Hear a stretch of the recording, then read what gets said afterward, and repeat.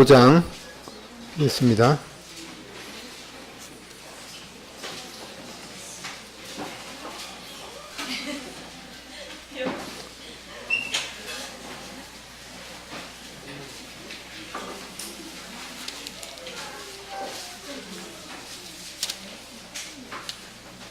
레위기 5장 1절부터가 아니고 14절부터 6장 7절까지 지난번처럼 두 절씩 번갈아서 읽겠습니다.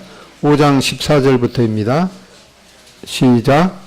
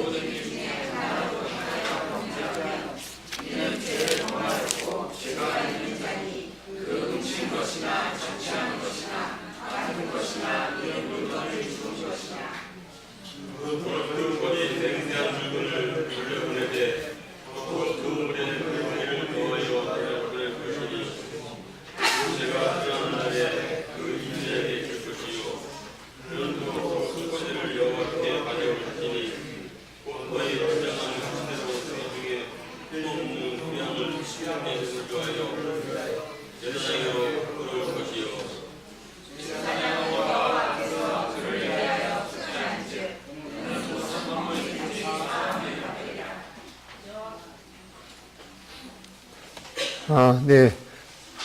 오늘은 다섯 제사 중에서 마지막 번째, 다섯 번째 속건제에 대해서 살펴보겠습니다. 다섯 제사 첫 번째 뭐였습니까? 번제, 1장의 번제에 대한 내용이었습니다. 두 번째는 소제, 세 번째는 화목제, 네 번째는 속제제에 대한 내용이고 이번 이제 다섯 번째는 속건제에 대한 내용입니다. 그러면 왜 첫 번째 번제를 통해서 근본적으로 사람들이 죄인이기 때문에 거룩하신 하나님 앞에 나아가자면은 이렇게 희생 제사를 통해서 거룩함을 얻게 되는 그런 내용을 살펴봤습니다.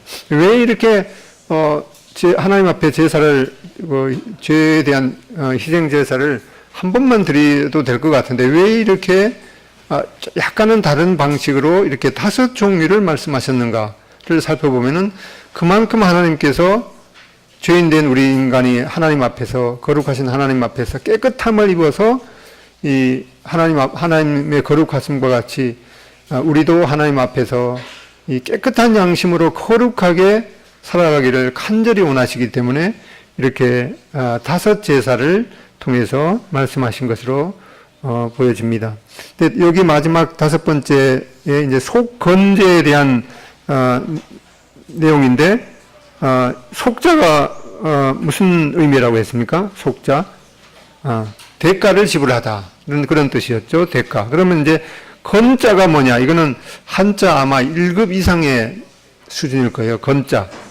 건자가 무슨 건자인가 하니까 허물 건자입니다. 그러니까 이 속죄제는 죄에 대한 대가를 지불하는 그런 제사인 거에 반해서 속건제는 그 제목에 대한 하나하나 이런 허물에 대해서 대가를 지불하는 그런 제사인 것을 봅니다. 근데 왜 여기 5장 14절부터 이렇게 살펴보는가 하니까 처음에 원래 성경이 쓰여질 때는 이 장과 절이 구분이 없었는데 그 한참 후에 이 장절을 구분하면서 처음에는 이제 5장 1절부터 이 속건제에 대한 내용을 이렇게 생각했는데 그래서 전에 개역 성경에는 레위기 5장 6절에 있는 그 5장 6절에 속건제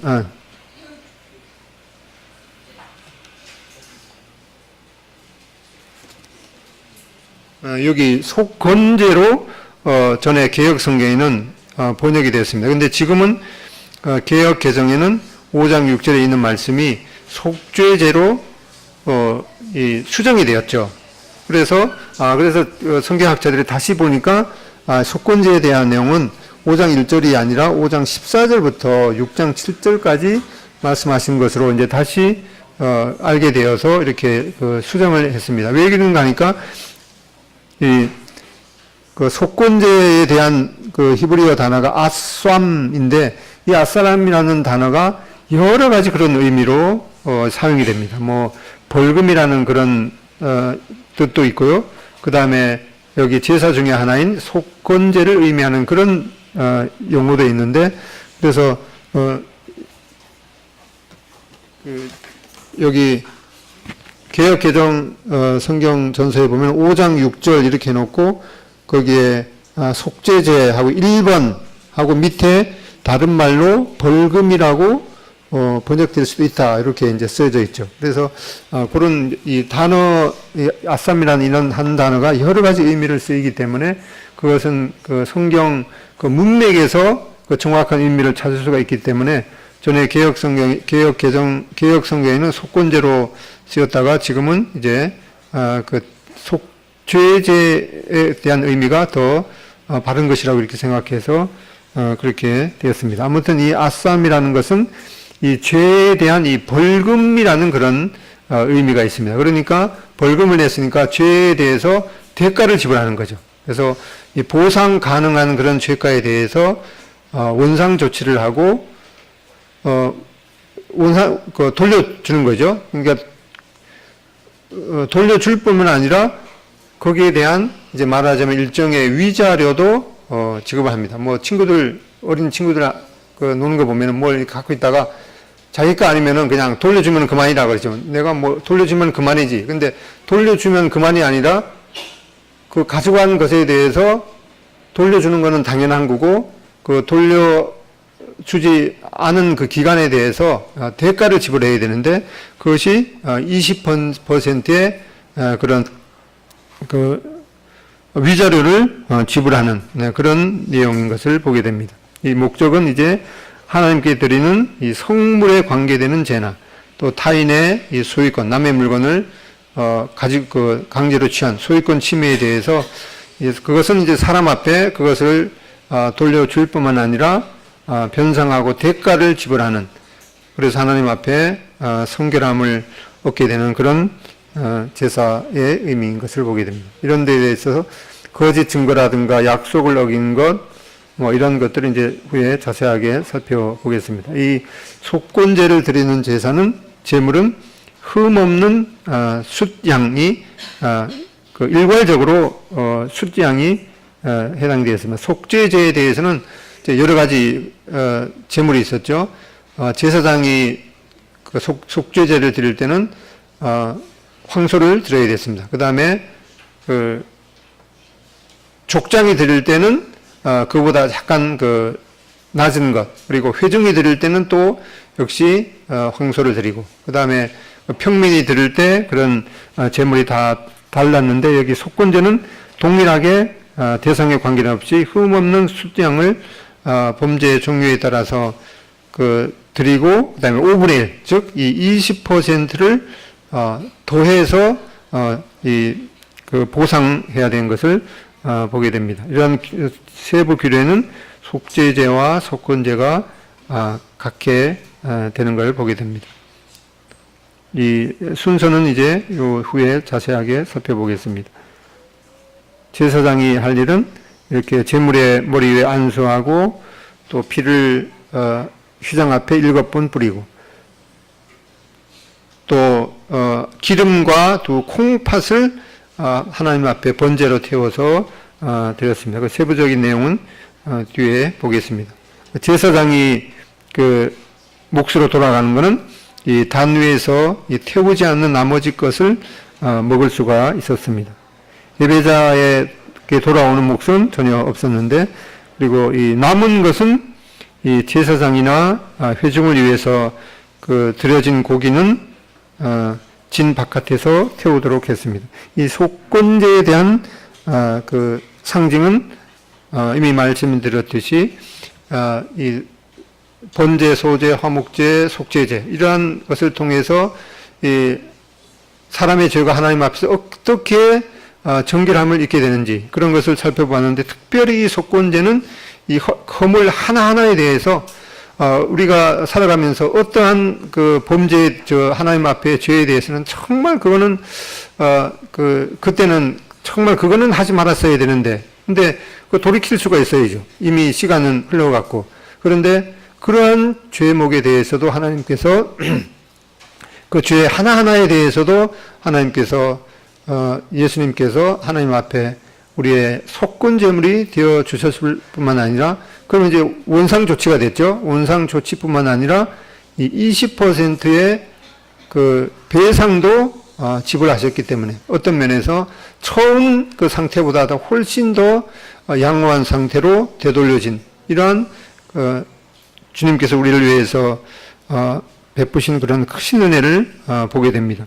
그래서 우리 사람 측에 대해서는 이 하나님 앞에 이 죄에 대해서 자백하고, 내가 하나님 앞에 정말 이러이러한 죄를 지었습니다 라고 자백하는 것, 그리고 사람들과의 관계에 있어서는 그런 잘못에 대해서 또 피해를 입힌 것에 대해서 배상을 하고 정결함을 얻어야 되는 그런 교훈을 보게 됩니다. 이 속건제는 왜 드려야 되는가?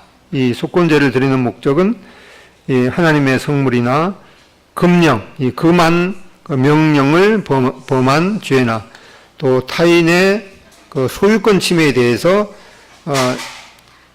이것은 사람 앞에 피해를 입혔으면은 사람한테 이 배상을 해야 되죠. 배상하고 또 하나님 앞에서 성결함을 얻는 제사인 것을 보게 되는데,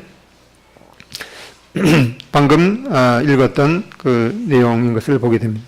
속건제가 필요한 제목은 먼저 이 하나님께 대해서 이 속건제가 필요할 때가 있습니다. 여호와의 성물에 대한 범죄나 금령을 하나라도 범한 죄, 이 하나님의 성물을 범한 죄라가 이제 현대에 있어서는 이제 어떤 예인가니까, 이 하나님의 성물이라는 것은 하나님을 위해서 특별히 구분이 되어진 것, 그것이 하나님 앞에 이제 성물이 되는 것이죠. 예를 들면은 교회 복사기는 개인이 사용하는 것이 아니라 교회의 어떤 공적인 목적을 위해서 그 프린터를 하게 돼 있죠.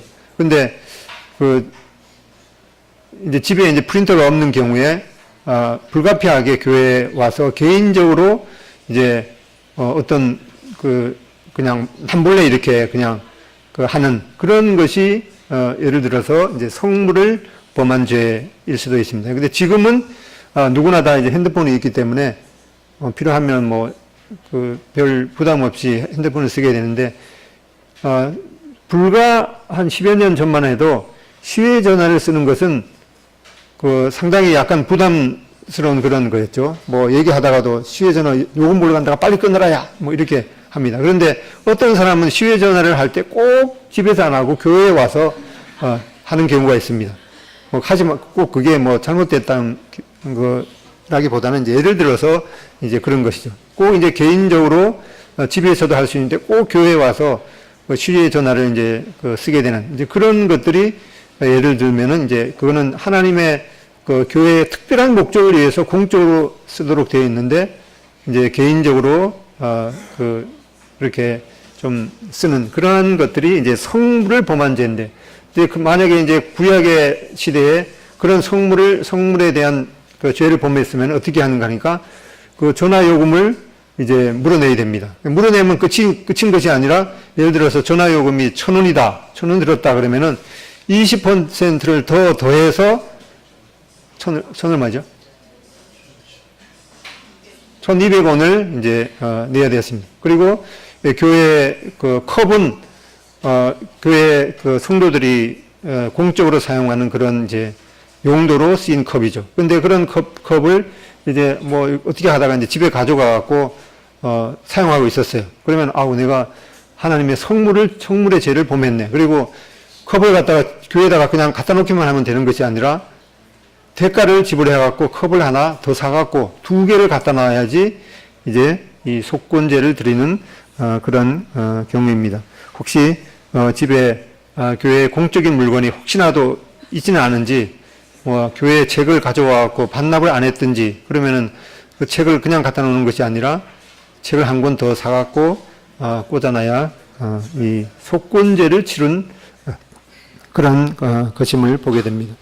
아무튼 이렇게 한 사람이 그냥 나 하나쯤이야 이렇게 뭐 어떨냐 이렇게 하지만은, 모든 사람이 만약에 그렇게 된다고 하면은 교회 물건이 아마 남아나지 않게 되겠죠.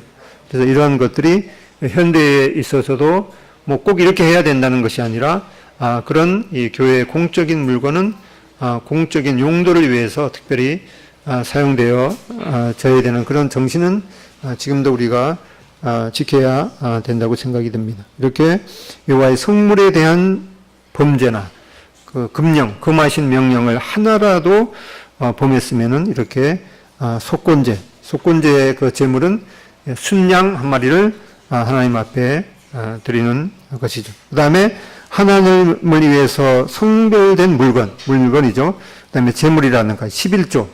11조에 대한 그러니까 모든 그 소산물의 10분의 1은 하나님의 것이다. 그것은 반드시 하나님 앞에 드려야 된다. 이렇게 되어 있는데, 그 11조를 이제 구약 시대에 까먹었습니다. 그러면은 한 달 지나갖고, 내가 지난달에 11조를 내지 않았네. 그러면 이제 한 달 지나서 그 11조를 그냥 내면 되는 것이 아니라, 11조를 내는 것은 당연한 거고, 거기에다가 이제 까먹었기 때문에 20%를 더 더해서 드려야 됐습니다. 남의 것을 속여서 취했을 때 그것을 돌려줄 뿐만 아니라 거기에 대해서 이제 그 20%를 더 더해서. 근데 이 신약에 있어서 이 11조보다는 이 하나님의 그 은혜대로 더 오히려 구약의 11조보다도 더 풍성하게 하나님 앞에 드리는 원리인 것을 말씀해 주고 있습니다. 자원에서 기쁘게 드리는 자를 하나님께서 기뻐하신다라는 말씀을 보게 됩니다. 아무튼 이렇게 구약에는 11조를 까먹은 것에 대해서도 그 하나님 앞에 이렇게 속건제를 드려야 되었던 것을 보게 됩니다. 레위기 5장 15절, 누구든지 여호와의 성물에 대하여 부지 중에 죄를 범하였으면, 이 부지 중에 그냥 뭐 그렇게 하면은 안 되는지 잘 모르고 범했다. 이제 그렇게 했을 때라도 속건제를 드려야 했습니다. 그다음에 만일 누구든지 여호와의 계명 중 하나라도 부지 중에 범하여도 허물이라. 하나님의 금하신 그런 금령에 대해서 부지 중에 그런 법이 있는 줄 잘 몰라서 범했다. 그렇게 했을지라도 이 속건제를 드려야 했습니다. 이렇게 만약에 지금도 이렇게 우리에게 신약의 성도들에게 속건제를 드려야 된다는 그런 이러한 제사 원리가 동일하게 적용된다면은 우리는 하루에도 몇 번씩 이 속건제를 아마 드려야 돼서 순양이 아마 남아나지 못했을 거라고 생각이 됩니다. 그다음에 이 사람에 대해서 속건제가 필요한 제목, 앞에서는 이제 하나님에 대해서 살펴봤는데 사람에 대해서 이 그 속건제가 필요한 제목을 보면은 다른 사람의 재산과 소유물에 피해를 입힌 경우에 이 속건제를 드리도록 했습니다. 남이 맡긴 물건이나 그 전당물을 속이거나 그 도둑질하거나 착취하고도 사실을 부인한 죄, 유실물을 줍고도 돌려주지 않은 죄, 이것이 현대에 있어서는 상당히 문제가 되는 것 같아요. 예를 들어서 그 현금 밀출기에 어느 날 보니까 지갑이 있어요. 남의 지갑이 있어요. 보통 이제 그 마음씨 그래도 양심 있는 사람은 이것을 좀 본인한테 돌려줘야겠다 이렇게 생각해서 그 지갑을 가지고 이제 뭐 경찰서로 이제 가려고 그러죠. 이제 양심 있는 사람은. 근데 법적으로는 그 현금 인출기에 있던 그 지갑을 미리 경찰서에다가 여기 지갑이 있어서 제가 경찰서에 가져가겠습니다. 이렇게 신고하지 않고 가지고 손에 딱 잡는 순간 절도죄가 된다고 그래요. 어떤 사람은 그걸 일부러 현금 유치기에다가 놓고 예를 들어서 그게 뭐 경찰서에서 그게 발견이 되면은 내가 그 지갑 안에다가 예를 들어서 10만 원을 넣었는데 왜 돈이 이렇게 5만 원밖에 없냐? 그러면은 그 지갑을 주어서 경찰서에 갖다 줬던 사람이 5만 원을 물어내야 된다고 그러더라고요. 그런 예들이 있기 때문에 현대에 있어서는 예를 들어서 꼭 이걸 돌려주고 싶으면은 그 자리에 사진을 찍어서 경찰서에다 신고를 해서 제가 이것을 지갑을 발견했으니까 경찰이 와서 가져가든가 아니면은 제가 이 지갑을 가지고 경찰서에다가 지금 신고하려고 그럽니다. 이 지갑 안에는 얼마가 있었습니다. 그렇게 해야지 아주 안전하다고 그럽니다. 참 희한한 세상이 됐죠. 예. 그 다음에 고용인의 임금을 제대로 주지 않은 그런 죄. 그 임금을 이번 달에 임금을 줘야 되는데 밀렸으면은 그 고용주는 그 임금을 다음 달에 제대로 줘야 할 뿐만 아니라 그 임금에 대해서 20%를 더해서 줘야 됐습니다. 이러한 그 도덕적인 죄에 대해서도 보게 됩니다. 6장 1절에 보면은 여호와께서 모세에게 말씀하여 이르시되 누구든지 여호와께 신실하지 못하여 범죄하되 곧 이웃이 맡긴 물건이나 전당물을 속이거나 이렇게 이 사람에 대한 그런 범죄를 도둑질하는 것, 착취하는 것 이런 그 사람에 대한 범죄에 대한 그 원인이 뭐라고 하는가 하니까 여호와께 하나님께 신실하지 못해서 이러한 범죄를 저지르게 된다 말씀하고 있습니다. 그래서 사람에 대한 그 범죄도 근본적으로 보면은 하나님께 신실하지 못하기 때문에 일어나는 일임을 보게 됩니다. 이 속건제를 위한 제물은 보았듯이 흠없는 이 숫양, 그 대상에 관계없이 이것 하나로 흠없는 숫양으로 통일하도록 했습니다. 그리고 이 속죄제와는 달리 제사를 드리는 사람의 그 신분과 지위에 상관없이 오로지 이 순양만을 드리도록 했고 또 이 다른 사람의 그 권리를 침해한 것에 대해서 5분의 1, 즉 20%를 더 더해서 배상을 하도록 했습니다.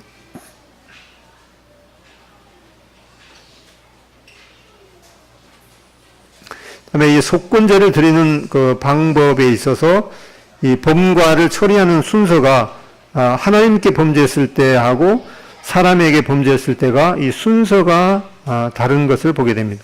하나님 앞에 범과했을 때 이 속건제를 드리는 것은 먼저 제사를 드리고 그 다음에 하나님 앞에 이 배상을 했습니다. 이 하나님 앞에 배상할 때는 이제 제사장에게 그걸 이제 드리도록 했죠. 그 다음에 사람한테 범죄했을 때는 먼저 배상을 하고 그 후에 이 속건제를 드리도록 했습니다. 여기 이제 5장 6절에 보면은 이 중 하나에 허물이 있을 경우에는 아무 일에 잘못하였노라 자복하고 그 잘못으로 말미암아 여호와께 이 속죄제를 드리되 이제 여기에 전에 개역 성경에는 요게 이제 속건제로 되어 있었죠. 지금은 이제 속죄제를 드리되 이렇게 추정이 되었습니다. 이건 이제 읽었던 내용이라서 넘어가겠습니다. 그래서 여기 사람한테 범죄했을 때는 먼저 배상을 하고 두 번째 제사를 드리도록 했다. 이러한 원리가 이제 마태복음 5장 23절에 보면은 그러므로 예물을 제단에 드리다가 거기서 내 형제에게 원망들을 만한 일이 있는 것이 생각나거든. 그러니까 사람한테 범죄했을 때는 이 하나님 앞에 이 제물을 드리다가 그것이 생각하면은 먼저 이제 배상을 하고 그 예물을 제단 앞에 두고 먼저 가서 형제와 화목하고 먼저 배상을 해야 되는 거죠. 화목하고 그 후에 와서 예물을 드리라. 사람한테 범과했을 때는 먼저 배상, 이렇게 그 원망들을 만한 그 성도에게 화목하고 와서 예물을 드리라. 먼저 배상을 하고 그 후에 제사를 드리도록 한 그 순서를 보게 됩니다. 속건제를 드리는 방법은 이제 그 평민이 드리는 속죄제와 이 속건제 규례가 대체로 같은 것을 보게 됩니다. 먼저 하나님 앞에 이렇게 그 자복하는 것. 내가 하나님 앞에 이러이러한 죄를 범했습니다라고 이제 자복하는 것이 필요하겠습니다. 그다음에 그 제사를 드리는 자가 이 제물, 즉 이 순양을 회막으로 가져와야 했습니다.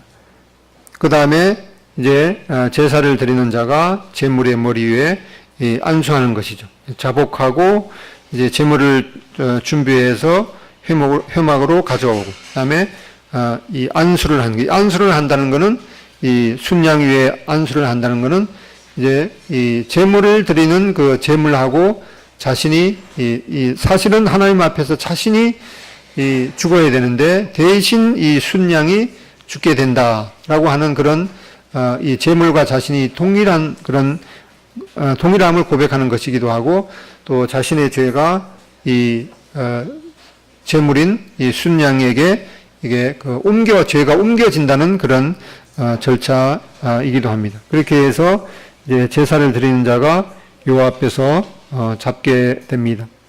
그 다음에 이제 제사장은 그 피를 그 번제단 사면에 뿌리게 됩니다. 그리고 모든 기름 부분과 또 콩팥을 태워서 하나님 앞에 이 화제로 드리게 됩니다. 특별히 이 기름 부분과 이 콩팥을 드린다는 것. 이거는 이제 그 사람의 이 마음과 관련이 있는 그러한 것이죠. 그래서 하나님 앞에 이렇게 진실된 그런 마음으로 하나님 앞에 드리는 것임을 보게 됩니다. 그런 다음에 이제 제사장은 희생 제물의 고기를 회막들에서 먹게 됩니다. 이 속건제를 드리는 그 제사장이 이제 회막들에서 이 나머지 그 희생 제물의 고기를 먹게 되는데, 우리가 바로 이 주의 만찬을 통해서 우리가 주의 몸된 그 우리를 위해서 부서지신 그 떡을 함께 먹고, 또한 우리 죄를 위해서 흘리신 그 피를 함께 먹는 그런 또 그림자를 여기에서 보게 됩니다. 그 다음에 이 속건제를 드리고 난 다음에 그 제물들이 이제 어떻게 분배가 되는가. 먼저 하나님의 그 분깃은 이제 단 위에서 불살라서 다 태워진 것이 하나님의 것이 됩니다. 그 다음에 이 속건제를 드리는 제사장에게 돌아오는 것은 이제 순양의 그 가죽이 바로 이 제사를 드린 제사장의 몫이 됩니다. 그 다음에 그 나머지 모든 제사장은 짐승의 그 고기를 회막들에서 함께 나누어 먹는 것을 보게 됩니다. 그 다음에 이 제사를 드린 자에게 돌아오는 것은 이제 그냥 아무것도 없는 것이죠. 그래서 특별히 이 제사를 드린 제사장에게 이 순양의 가죽이 의복으로 쓰였습니다. 여기 순양의 가죽을 보면은 이것이 이제 제사를 드리는 그 제사장의 그 몫이 되었는데, 바로 이것으로 그 제사를 드린 제사장이 옷을 해 입었습니다. 우리가 갈라디아서 3장 27절 누구든지 그리스도와 합하기 위하여 세례를 받은 자는 그리스도로 옷 입었느니라. 우리가 바로 주님을 우리의 구주와 주님으로 영접한 것이 바로 하나님의 거룩하신 하나님 앞에 우리가 예수님으로 옷 입은 것이라고 말씀하고 있습니다. 그래서 거룩하신 하나님의 눈으로 볼 때 우리는 바로 우리 안에 여전히 죄성이 있지만은 이 거룩하신 그 주님으로 우리가 옷 입었기 때문에 하나님께서 보실 때는 다 우리를 예수님과 같이 거룩한 자로 받아주시는 것을 보게 됩니다. 이 속건제의 이 영적인 교훈을 보면은 이거는 뭐 특별한 설명이 필요 없고 CHM 먼저 말씀드렸죠. 우리의 앞선 18세기에 앞선 형제 인도자 중에 한 분이었던 C.H. 맥킨토시는 이 속건제의 영적인 교훈에 대해서 이렇게 말했습니다. 영어로는 밑에 이렇게 되어 있는데 여기 한번 읽어보겠습니다. 시작. 내가 어떻게 범죄해 왔든지 문제가 아니다. 내가 하나님께 어떻게 범과해 왔든지 문제가 아니다. 내가 어떻게 속임을 당해 왔는지도 문제가 아니다. 나에게 어떤 상처가 생겼는지 문제가 아니다. 문제는 나는 십자가로 인해서 승리를 거두고 이득도 함께 취한 자가 된 것이다. 내가 상실했던 것을 단순히 다 돌려받은 정도가 아니라 그 이상으로 더 풍성히 받아 가진 자가 된 것이다. 주 예수님의 속죄와 보상의 속건제로 인해 우리가 흔히 아담과 하와가 범죄한 것 때문에 왜 내가 이렇게 죄인 취급을 받고 또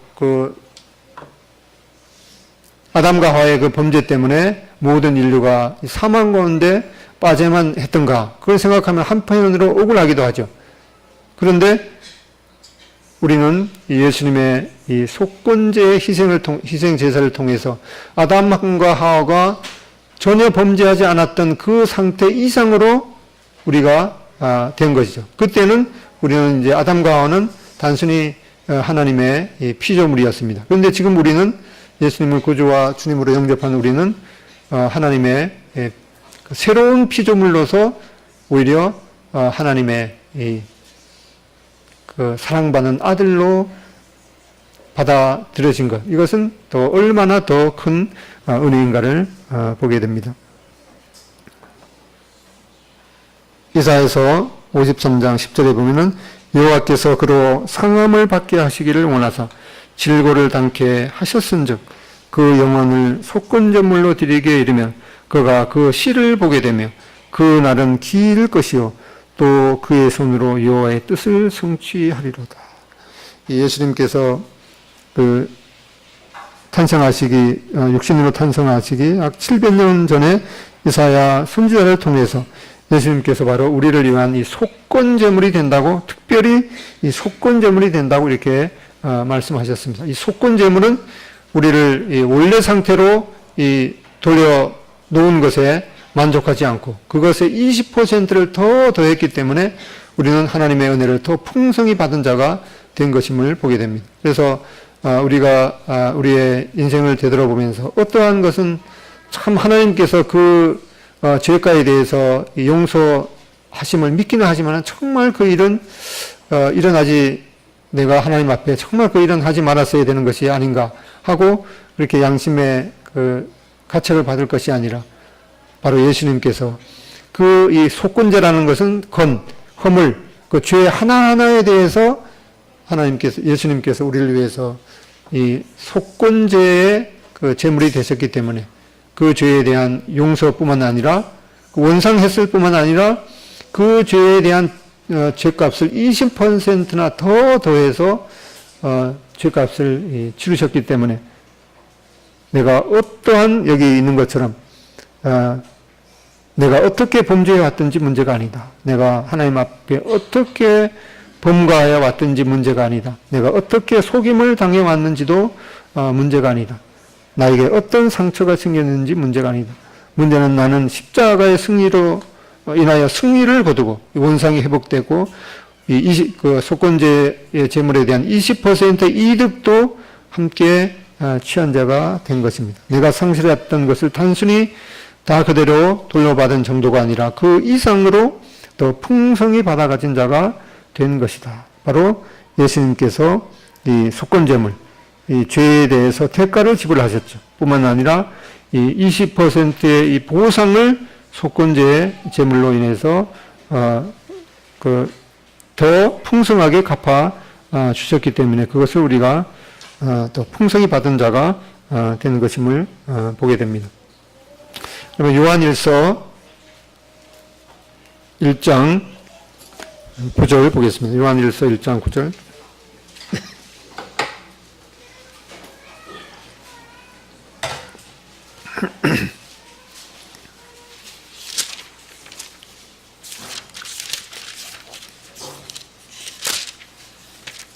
요한일서 1장 9절 다 같이 읽어보겠습니다. 시작.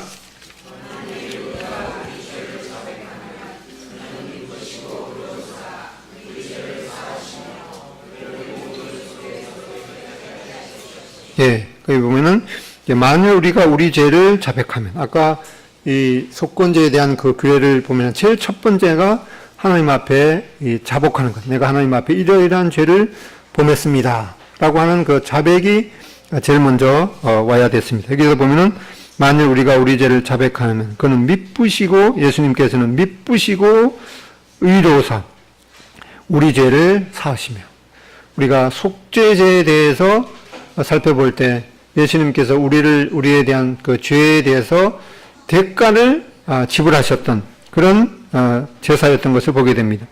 우리 죄를 사하시며 우리를 모든 불의에서 깨끗하게 하실 것이요. 바로 여기에 이 속건제에 대한 이 모든 허물, 죄 하나하나의 허물에 대해서 깨끗하게 하셨다. 거기에는 이 모든에는 빠진 것이 없죠. 모든. 정말 그것은 생각하고 싶지 않는 그런 것에 대해서도, 그런 것에 대해서 이 모든 불의 하나하나에 대해서 우리를 깨끗하게 하셨습니다. 우리를 깨끗하게 하셨을 뿐만 아니라 이 20%의 그 위자료도 하나님께서 지불하셨기 때문에 하나님 앞에서 더 풍성히 받아 가진 자가 된 것을 하나님 앞에 감사하게 됩니다. 이제 이 5가지에 대한 그 요약을 보면은 이제 번제와 소제, 화목제, 속죄제, 속건제 이렇게 5가지가 있었습니다. 요 이제 도표를 보는 거는 이제 그 번제에 대한 그 제물은 이제 제산의 정도에 따라서 소나 양, 염소, 그다음에 비둘기 이런 것들을 드리도록 했습니다. 예배자는 번제를 드릴 때 안수에 잡아서 제사장은 그 피를 제단에 뿌리게 됩니다. 하나님의 몫은 화제의 모든 것이고 제사장은 이 동물 가죽이 제사장의 몫이 되었습니다.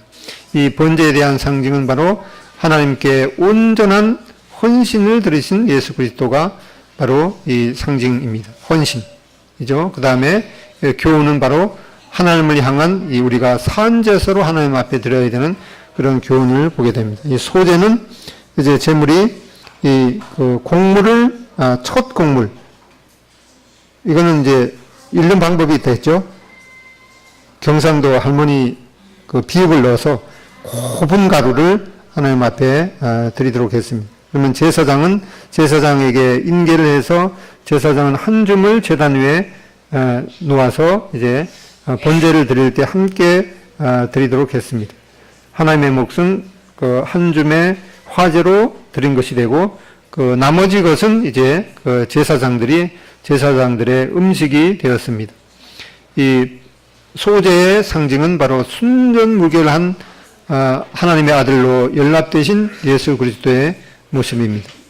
한마디로 하면 이제 순전. 그다음에 이 소제를 통해서 우리가 받아야 되는 교훈은 이 하나님 앞에 온전한 삶.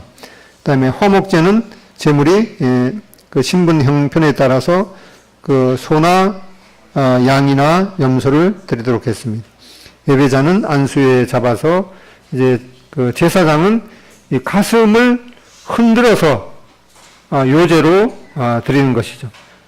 그 다음에 우측 뒷다리는 들어서 거제로 드리도록 했습니다. 하나님의 몫은 내장 기름과 또 화제로 드린 것. 그다음에 제사장의 몫은 이 흔든 가슴과 이 든 뒷다리가 제사장 몫이 되었습니다.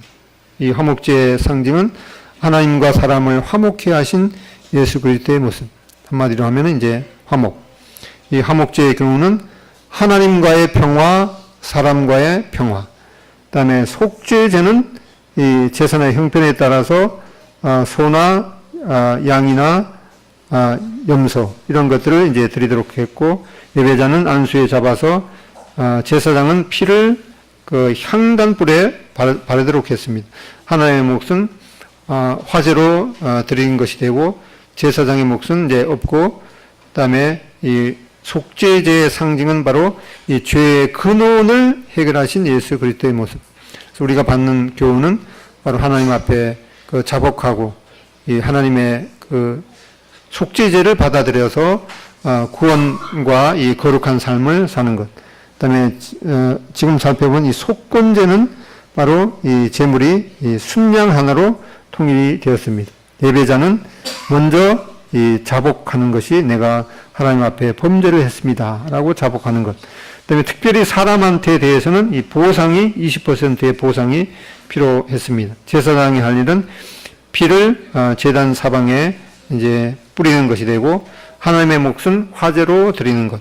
그다음에 제사장의 몫은 바로 이 순양 가족이 의복으로 쓰였습니다. 이 속건제에 대한 이 상징은 바로 우리가 범한 이 모든 죄와 허물에 대해서 대가를 지불하신, 또한 이 20%의 이 그 이득도 위자료도 지불하신 예수님의 모습. 그래서 이 속건제에 대한 교훈은 바로 이 그 하나님 앞에 그 범죄하노라라고 하는 자백과 또 사람한테 대해서는 이 보상을 해야 되는 그런 교훈을 보게 됩니다. 이렇게 이 현대에 있어서는 이 우리가 유교적인 그런 문화에서 조상들한테 제사를 지내는 것이 하나님을 믿지 못하는 그런 그 방해물 중에 하나인데, 원래 이렇게 제사를 드려야 되는 대상은 이 하나님 앞에 하나님께만 이렇게 제사를 드리도록 했던 것을 보게 됩니다. 또한 이러한 그 5가지 제사를 통해서 하나님께서 우리 죄인된 우리 인간이 그 죄에 대한 그 회개를 받고 하나님 앞에서 정말 깨끗한 그런 양심으로 살아가기를 하나님께서 얼마나 원하시는가라고 하는 그런 마음을 잃게 되고, 그래서 지금 우리가 이러한 모든 그 그림자를 바로 예수님께서 성취를 하셨습니다.